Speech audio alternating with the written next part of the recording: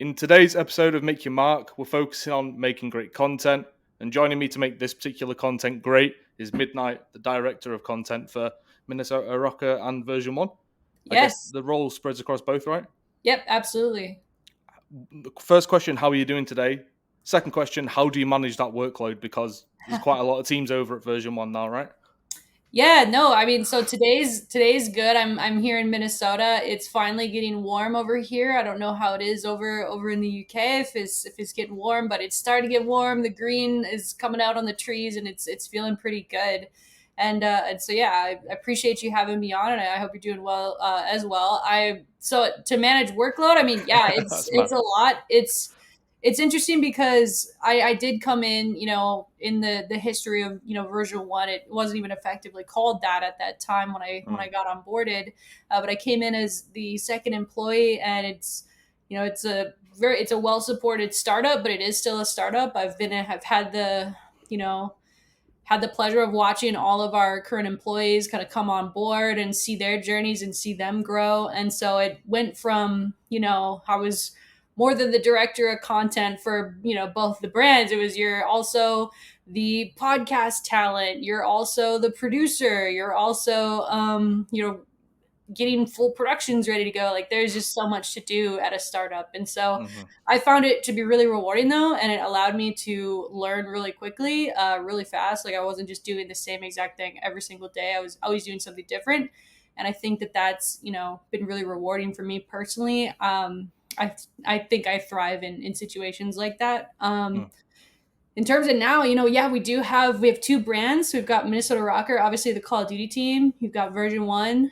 We've got a Rocket League team, Valorant team, a women's Valorant team.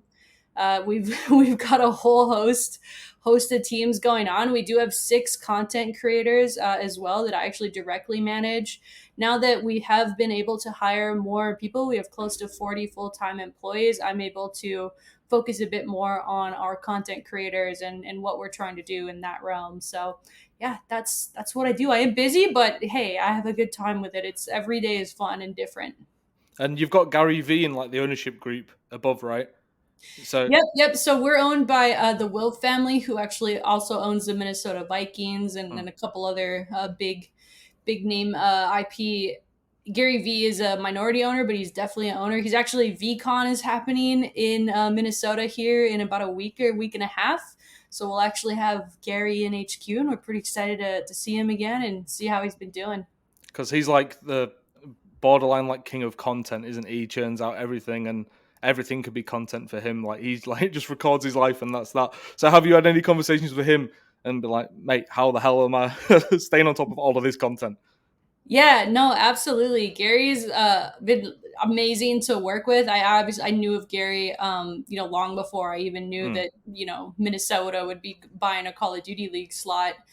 So it was really cool to find out that he was a part of this. And yeah, from the jump, we established our content strategy early. It is to post often, to stay connected, to turn everything into content, because everything is content at the end of the day. Especially, like, it's not just about the matches that our teams are playing, it's also about how are we showing up outside of those matches, what kind of entertaining content are we doing, what kind of cool things are we doing here in the community. And it's been really really fun.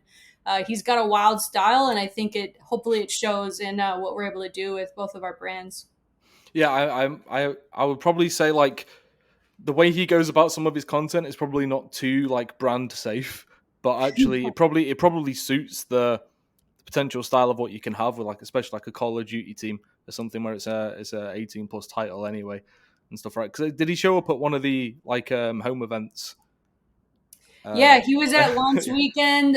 He was having a good time. He's being Gary Vee. He was on the analyst desk, or I guess caster desk, Yeah, making an appearance there, and he's cursing. It was, but in like a playful way, right? Like he's it trying to hype was. up the home crowd and get everybody going. And yeah, I mean that's my favorite thing about Gary is he is him. He's Gary, right? You're not getting like some kind of shielded version of this person. He's out there, and I love that about him. And talking about people who are notorious for content, obviously prior to your move into like directorial role, you were heavy in content creation for years. I don't know how many years to put onto it. I'd wager like a decade or something, right?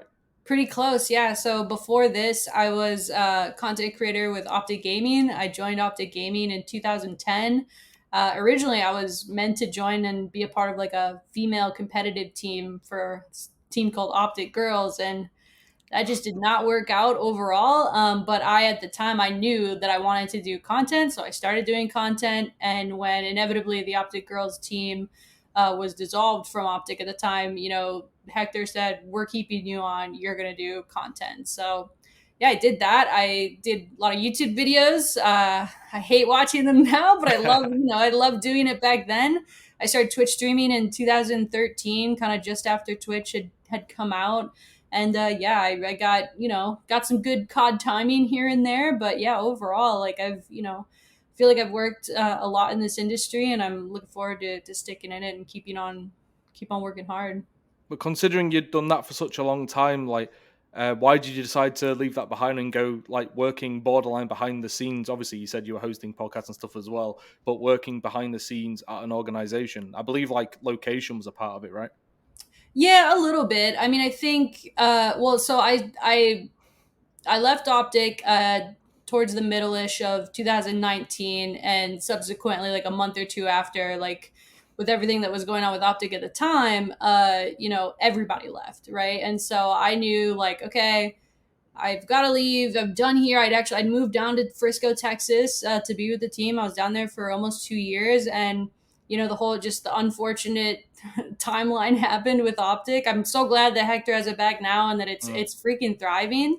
But at the time, it was not that way, and everyone kind of went their own way. And I did come back home to Minnesota. And exactly a month after I moved back home, I was live streaming on my Twitch one day, and my chat was like, "MiDNiTE, look at Darren Roval's tweet. Look at. They're like, oh my god, crazy." And I'm like, what? I go look, and Darren Rovo is like a kind of a sports commentator. I'm not sure if that's even what we call him, but yeah, he tweeted out that the Will family, owners of Minnesota Vikings, and minority owner Gary Vaynerchuk going in on a Call of Duty League slot in Minnesota. And I'm a lifelong Minnesotan. Other than those 2 years I did spend in Texas, I'm a massive Minnesota Vikings fan. And so I just was like, I need to be involved in this. And so at that time, it kind of came at a really good time too, because I had spent, the last year or two thinking, what do I want to do? Like, I Twitch stream every day. I would go to the OpTic shoots and it was fun, but like, I felt like I'd done it, right? Like, what was I really clawing for at that point? Like, what am I working toward? Just more subscribers? Like, that didn't really do it for me anymore. And I was going to be about 30 years old. And I was like, you know what? I don't know how this evolves, but I know it needs to. And COD timing a little bit again, but yeah, I get a little lucky with this opportunity, but I took full advantage of it. I was like, I can do this. I want to help this organization. It's really exciting to be able to build something from the ground up, right? Hmm. And yeah, I hopped on the opportunity, and it's taught me a lot of great lessons, and it's taken me somewhere that towards where I want to be. And how did you find like the content influencer kind of lifestyle? Because obviously back then as well, it didn't have the spoils that it has today. You see like the huge streaming contracts that Yeah. go out and the big brand deals, and it requires some courage and spunk to like put yourself out there at all, especially in the early days when there's maybe not as much as what what there is now. So like, how did you find it as a whole? I can't imagine it was all positives, but there's some freedom with it as well. Yeah, it was really fun. I mean, I'd always loved video creation. I've always loved video games. So the fact that I can marry those two, and I just in the first like 3 years of this, I was just having fun with it. Like, there was barely any money. There was no blueprint. You weren't looking at like a YouTube channel or a famous Twitch streamer saying, oh yeah, they can make, they're supporting themselves off this. I could do that Mm. too. It was literally like, well, I'm doing this, and oh, look, we could get ads on the video now. Now I think my first check from YouTube was like $74. And I was like, I wasn't hitting the big time right off the rip. It took a lot of work. It took, the growth of the industry, right, to grow these platforms.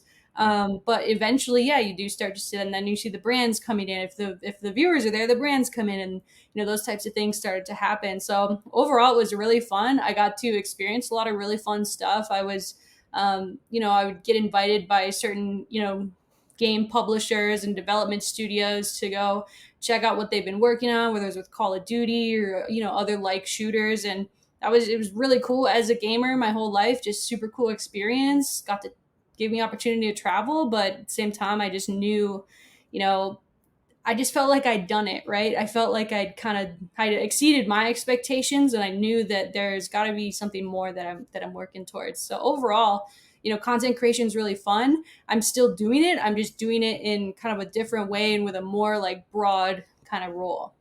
Do you miss doing it borderline for like yourself? I miss my community. I don't necessarily miss sitting and gaming for, 4 to 8 hours a day. And I know that sounds crazy because there's so many people who are like, I want to be a Twitch streamer. Like they're probably, maybe they're working somewhere, going to school, but they don't really feel like passionate about it. They're like, I wish I could Mhm. stream and do this. And if you want to do that, I definitely urge you to. But it gets old after a while because to me, I just saw there's no like other than more subscribers and viewers, like what's the impact? And maybe just for different people, different strokes, different folks, Mm. it wasn't for me long term. So the one thing I do miss about it is it was fun, right? Like it's fun to wake up every day and play video games. I miss my community, but other than that, I feel like what I'm doing now, in terms of my actual work, is a lot more rewarding. I think it will take a lot of money for me to wake up and want to play Call of Duty every day, considering where it is right now. I'll be Yeah, honest with you. yeah, So that definitely hit eventually.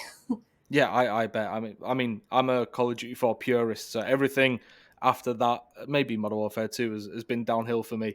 So I managed to get off of it. I was stuck in a cycle of every single year. Okay, this is the one where it's going to be great. Yeah. Okay, maybe not. you know, Yeah, I do still get hyped every year for the new COD. They've got, now I see the Modern Warfare 2 with the cool logo with the 2 that and I'm gets you like, back in. yes, I'm still going to buy it and play it for 3 weeks and then stop.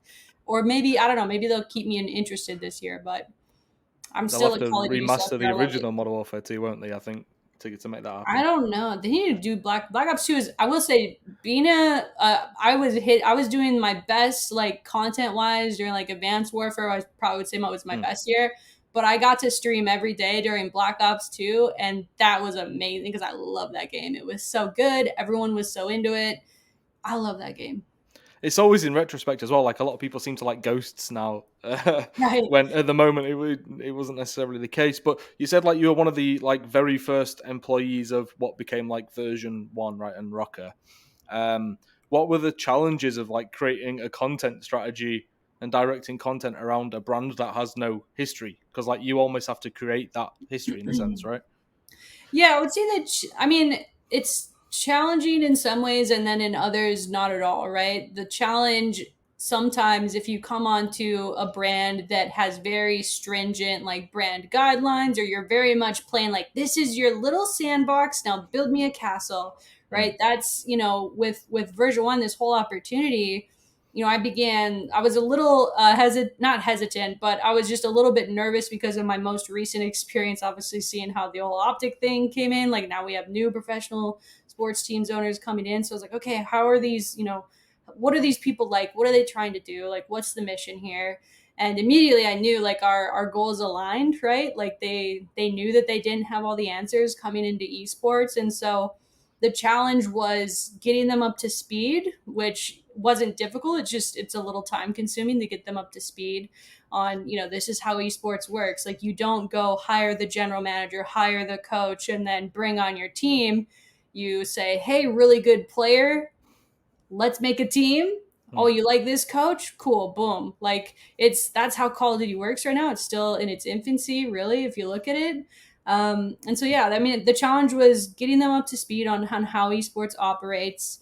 Um, Building the brand, I think was really fun though. Like we were able to bring on Annie Scott Riley, who's now our CMO, but she came on and really helped. She had agency experience, so she was able to really help. Like here's all the things we need to do to kind of get to here, at a brand level. And I think she did a really great job. She's taught me a lot, right? It's how do I take my Call of Duty creator brain and say, hey, you know what really works is this, and then but I can't necessarily tell you the steps how to get there. At least at the time I couldn't.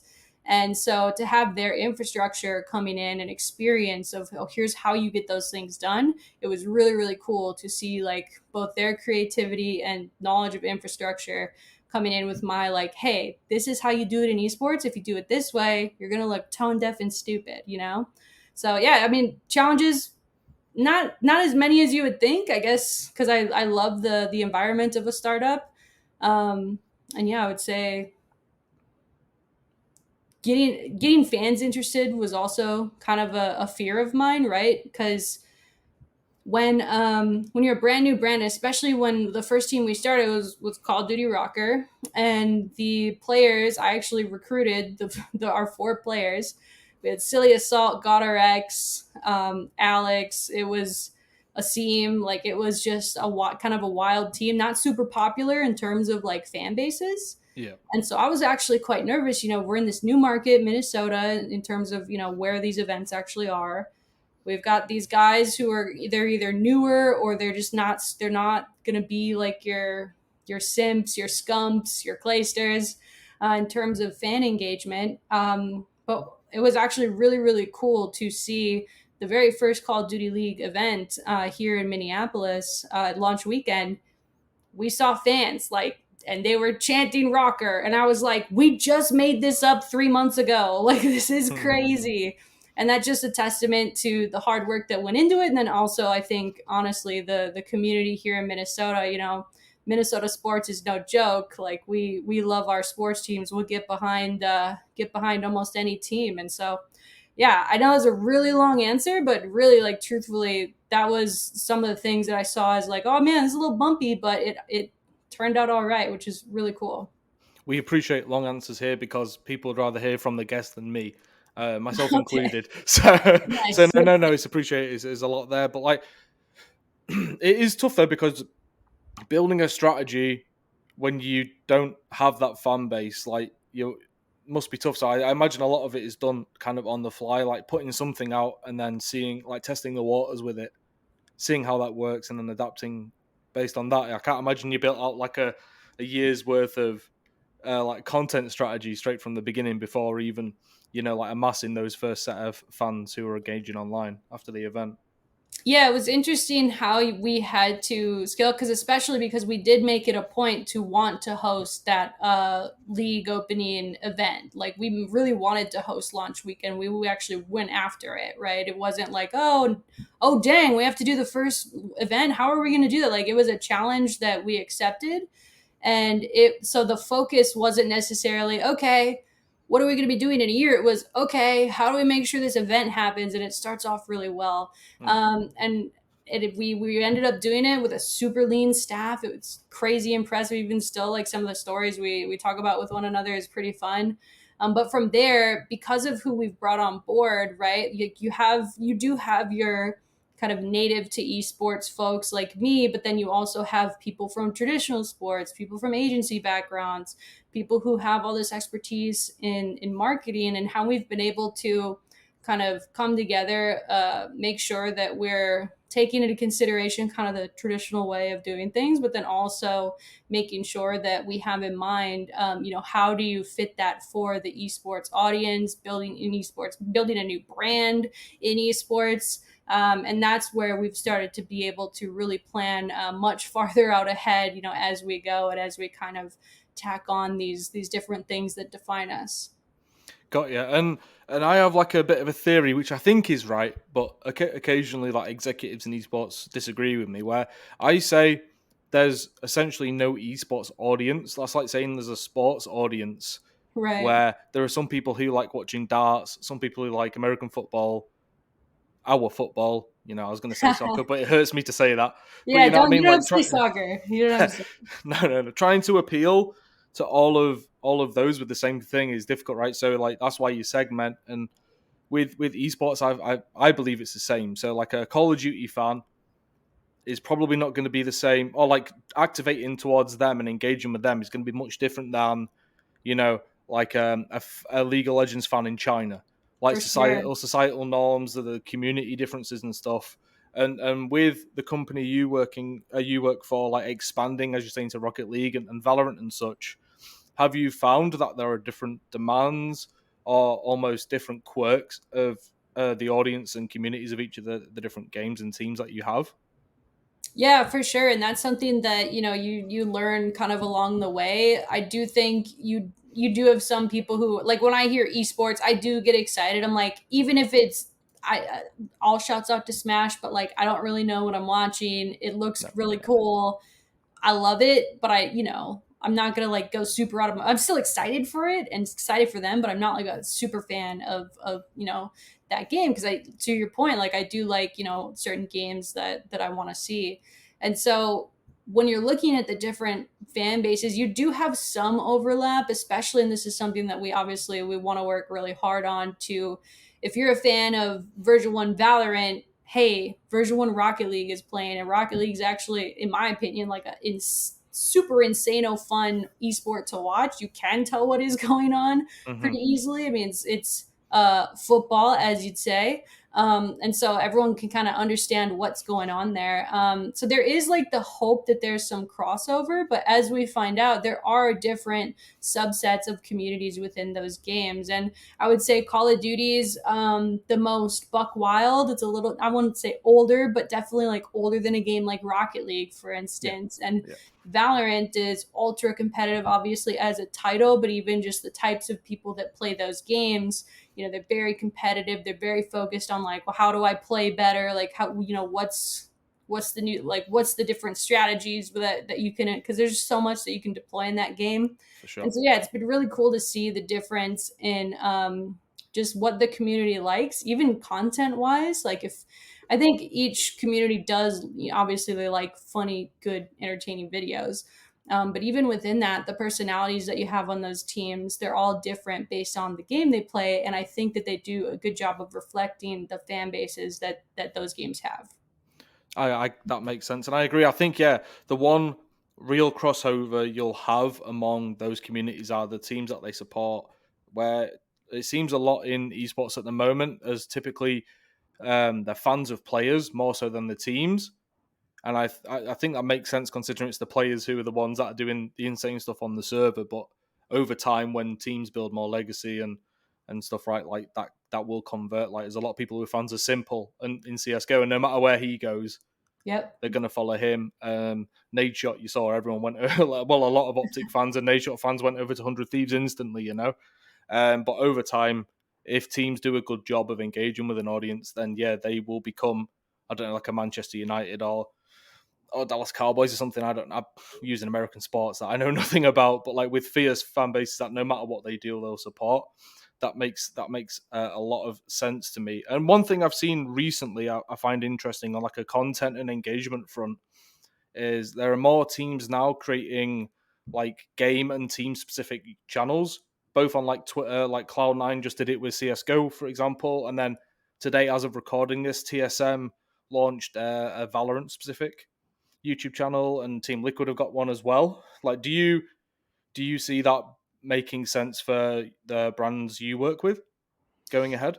Yeah, I think so. I do think that it is about scale, right? Like those are esports organizations that have been around for a long time, right? They've Yeah. spent the time building up, one single platform channel. Then okay, it makes sense. Like, where does it make sense to fork off? I do think that eventually, I would love to see us get to a place where we have so many pro teams playing, or so many like teams with very specified interest, that making a separate Twitter or making a separate YouTube really makes sense. And I do hmm think that our social platforms, especially like YouTube and TikTok, they really reward your niche, right? If you have like a very specific thing or style or team, whatever that you do, that usually gets rewarded, rather than, okay, we have one channel, here's a video with our content creators eating ice cream, here's a video of Calm raging after a demolition in Rocket League, here's a Valorant strategy video. Like,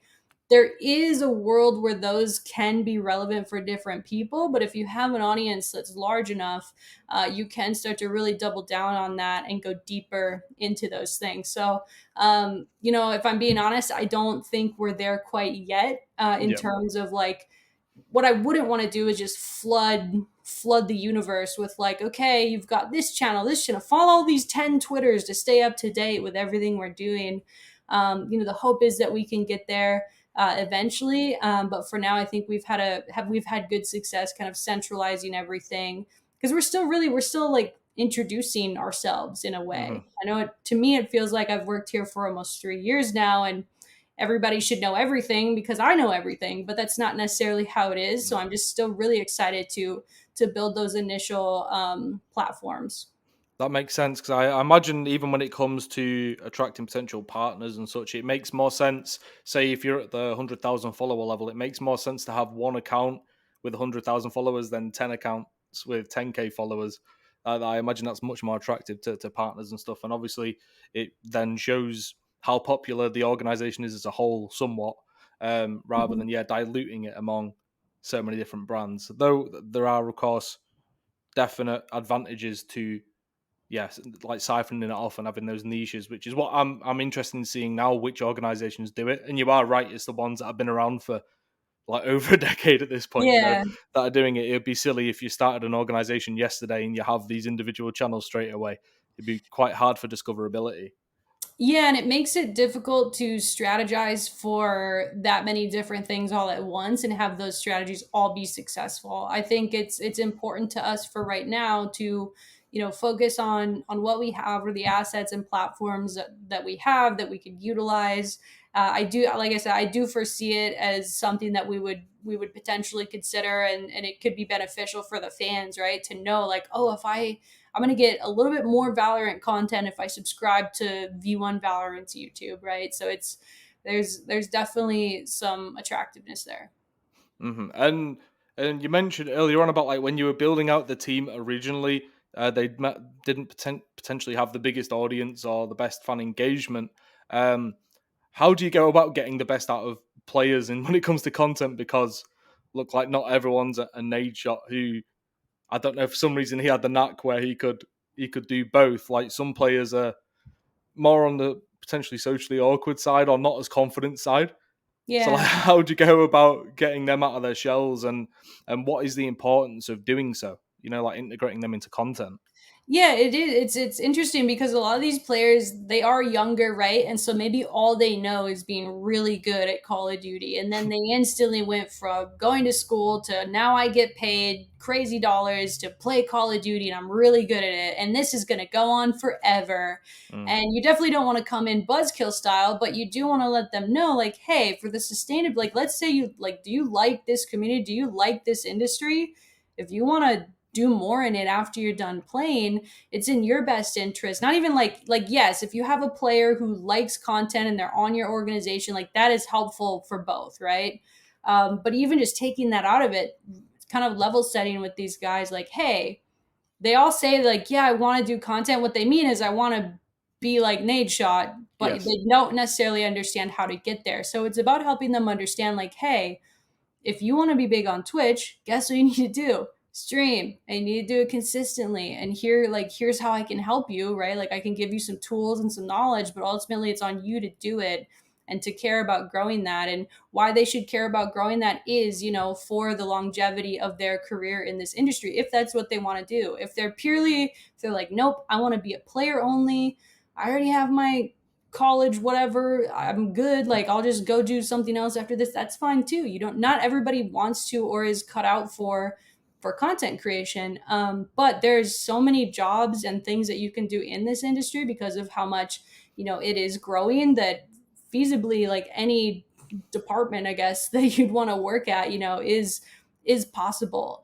in this Hmm. industry. And it's just up to them to kind of figure that out as they go. I think it's tough when you're 18, 19, 20. I mean, geez, when I was that age, if I would have had that much money and I was so good at Call of Duty, I'd think it was never going to end. And so it's important for them to know to keep building up their, not only their like brand, because that's good, but also just their reputation is super important within the community as well. And here's how you do it. And we've got some good examples of that, obviously, with Zuma, what he's done with the flank and Yeah. then becoming a full-time creator, obviously with FaZe, and now he's like doing activations with DoorDash. I saw when they announced that the other day. And That's awesome. but even like for Cento as well, like he started the agency with Andrew Drake, and now they're in Bad Yes. Mean Talent, and the amount of growth like they have over there is insane. To be fair, Yeah, like I they're love Bryce. One of unsung one of our heroes. creators is actually repped by BMT, and we talk with Bryce frequently. So It I was an still bring unexpected up, move from what I yeah, saw, but and it's worked out well from it seemingly so. yeah, he's doing a great job.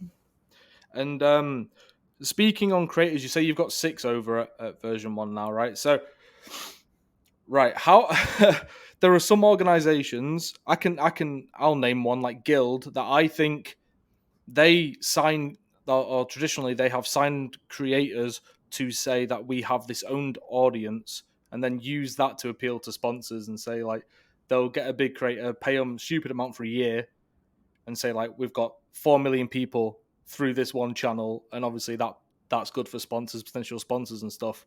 But I don't know how much that adds to the actual brand Right. itself. So I guess you're not going that route of just like signing creators just for the hell of it. I guess they have to make sense in the larger picture of what you're doing. And you say you're managing them correct, like directly. Yeah, So yeah, I what's am. the So kind of ethos around having them as part of the brand? yeah, so there's definitely some interesting strategies that I've seen organizations deploy previously where they have 50 creators in like 3 months, and you could, yeah, they're just using their analytics and the engagements and views those channels are getting and saying, hey, we'll sell you wholesale, this deal for this amount of time, and then we'll just Mm-hmm. plaster this thing on the person's stream, which, like, to each their own, but that's definitely not the strategy that we're going for. Obviously, with my time at OpTic, and I think everyone hopefully has a really good grasp on, the vibes that OpTic has when it comes to their content creation. It's very together. It's very like you're working with each other towards a common goal. And that was one thing that I wanted to make sure that our relationship with our content creators didn't feel transactional. Like, it's not just like, okay, we'll give you X amount of dollars and rock our carousel and we'll see you fudging later. Like, yes, that's a part of it. Yes, we are wanting to use, their impressions, and that does help the organization as a whole. And you're paying them for the right to do that, obviously, right? You're helping them support their dream and support what they're trying to do. But the key to it outside of that is the organic content, that you're able to do together, that, they can create offshoots, for their own channels if they want. It can go up on, our organizational channels. We do obviously like sponsor videos and things like that, and we try to make them fun and not a total drag, right? Or super corny. Like, it's got to be, fun for them, and that's one thing that we're really working on, especially, this year, as we're really getting going. Like, it's my main focus right now is to make sure that we are, shooting great things with our creators. One of the challenges, I guess it's not really a challenge because there is a lot that you can do remotely with these people, but it is, we optics got a really good thing going where they have everyone centralized there in Frisco. We do have a couple creators that are moving up here to Minnesota, which is really cool. Like, we did not make them do that. We said, hey, if you want to, come here and, we could do this. And a Mm-hmm. couple of them chose to. And, on the flip side of that, we frequently kind of fly them here to collaborate, shoot things, and get going. So yeah, to me, it's really about making them feel a part of what you're doing and growing together.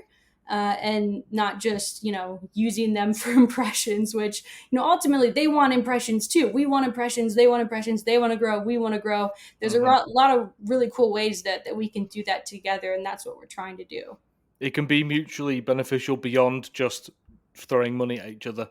Yes. Effectively, yeah, I agree. But yeah, and I'm not calling out Guild per se, but like that, it just seemed that way to me. Like a couple of big creators very early on, and they would only get brought in for content when it was like an announcement, and that was literally it. And it was a sponsor announcement or something like a Subway announcement or something along those lines. It never felt like organic to me.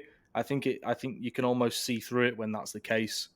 And similarly, Yeah. you can see when there are creators that are almost extensions of the brand. Like a lot of the people that OpTic sign, if not all, like suit what they do. Yeah. And obviously that's complemented with the, I guess, the content that Hector does for his own channel and stuff as well, where you see the behind the scenes. And um, would you say you take a lot from your experiences with like OpTic and Hex back in the day as to how you treat creators and work with creators around you now?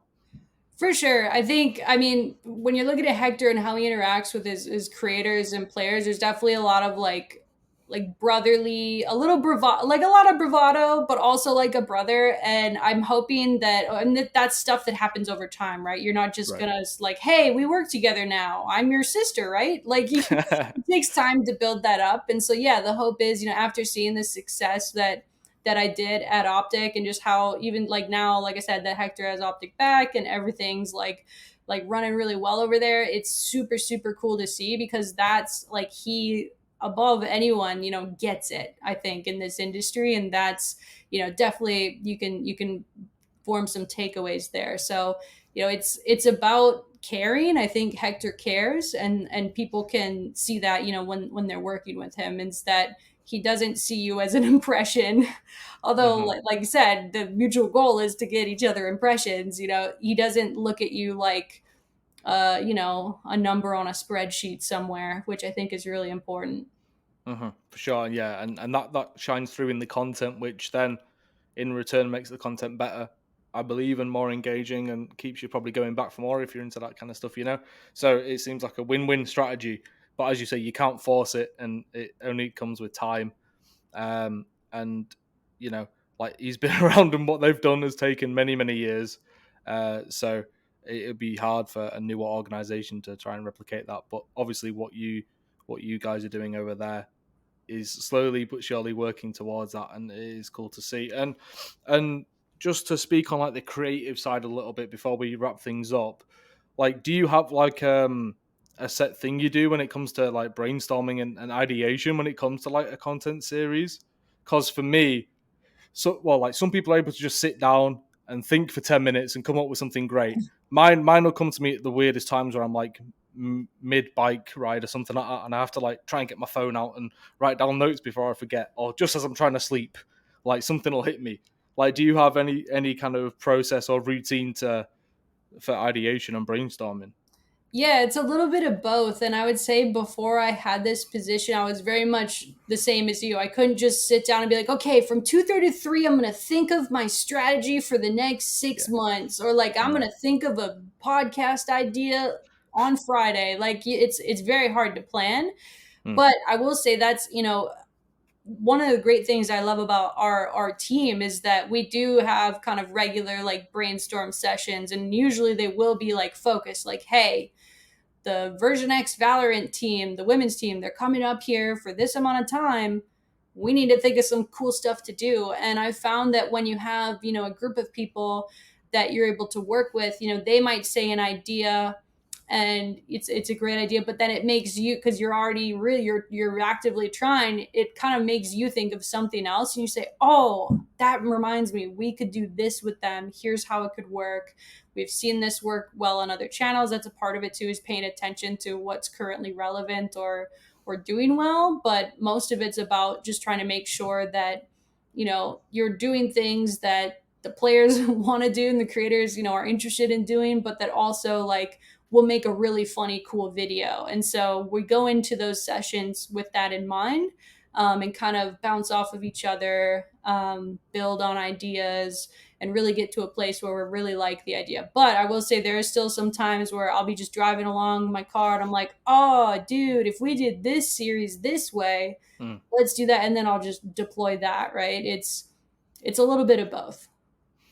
I'm trying to deploy the strategy of sit down and work, and it'll eventually come to you. Is like a book called like the War of Art by Stephen Pressfield, where he talks about like resistance and how you have to like show up every day, and it's Mm-hmm. very hard to do that. For sure. I find, but it's an interesting approach. Yeah, unfortunately, I'm in a creative role now, and yeah, I can't force anything. It'd be nice if you could just sit down and say, you know what, I'm thinking of a good idea now, and Yeah. that's that. It's just There obviously is it's no not the there way is it no light goes. switch. There's no light No, switch. unfortunately not. And two things that I feel are necessary to discuss in like a creative episode or a content surrounding creativity. Sorry, are overcoming like what we call writer's block, but like creativity block. If you ever deal with that, and also like imposter syndrome, are those things you deal with? Because I think everyone deals with them, and sometimes it's good to just talk about it and reaffirm with people. So those coming up and starting out know they're not alone in those feelings, I guess. Yeah, absolutely. I think creative block is absolutely normal, especially if you've been kind of chipping away at the same type of thing for so long, and it just feels like, Right. gosh, I'm doing it, and I'm spinning my wheels a little bit. Like, how do I get out of this rut? And I find that it does help a lot to have other people around you with like goals and like mindset. If you don't Right. have that for some reason, if you're kind of like I'm on my own on this. People don't really understand what I'm trying to do. I would say the best ideas that I've had, or even some of the best times that I've worked, has come like out of necessity to do so.